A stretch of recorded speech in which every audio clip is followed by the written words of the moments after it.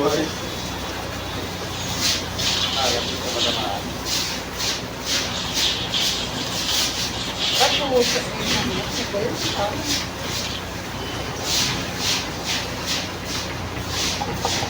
Ganun pa rin, sir. Oo, wag na yung taas ko. Yo, magandang araw. Episode 2 ng Daily Haircuts. Ang gupit na ito ni sir ay barbers. Mababa lang. Unang ginamit ko razor 1.5. Tapos yan, ano na yan, 0.5 yan. Tapos suklayin mo.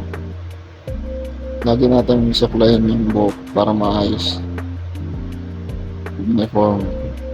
Yan, pati likod. Thumb over na yan.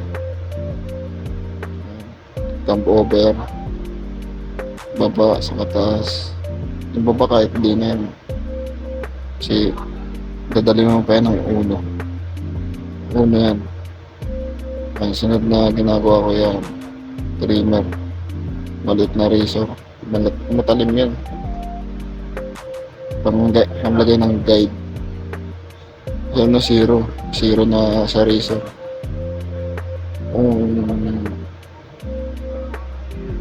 Yan, tapos ahit na agad.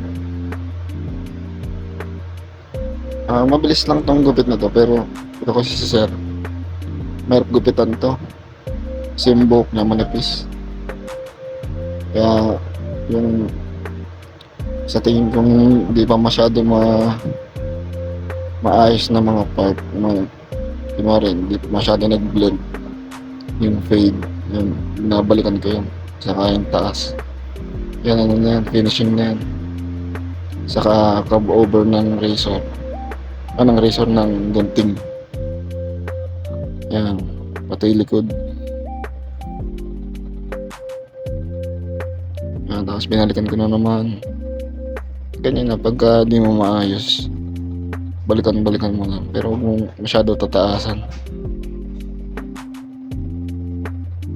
yan. Tapos nag-request si sir lagyan ng ahit yung hairline niya, kaya dilagyan natin. Gusto niya dalawa, yan, dalawang hairline. Dinigyan ko na rin siya ng line up para maayos. Saka ayaw niyang pabukasin yung taas. Manipis buhok niya ito ni sir. Kaya dapat pagka magbabawas ka ng manipis na buhok, konti-konti lang. Yan. Tapos na. Pagpag.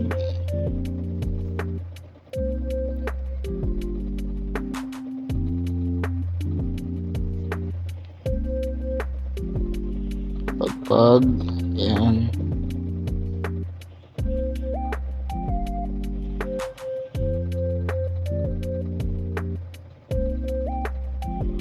Tapos yan, pagkatapos ng pagpag, ginagawa ko lagi masahe, pamparelax. Masahe sa noo muna simula, tapos sa sentido, tapos sa likod, sa batok o sa bunbunan.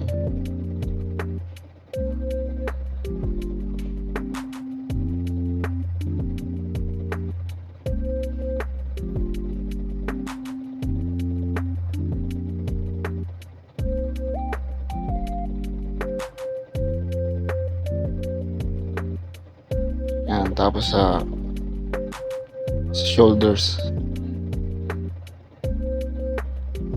masahe. Yan, pati likod. Yan, para maangas, professional. Tapos pagpagulit, maganda sana yung nilalagay ko dapat sa pang masahe, alcohol, kasi walang alcohol dito. Yun lang, tapos na yan. Maraming salamat sa panonood.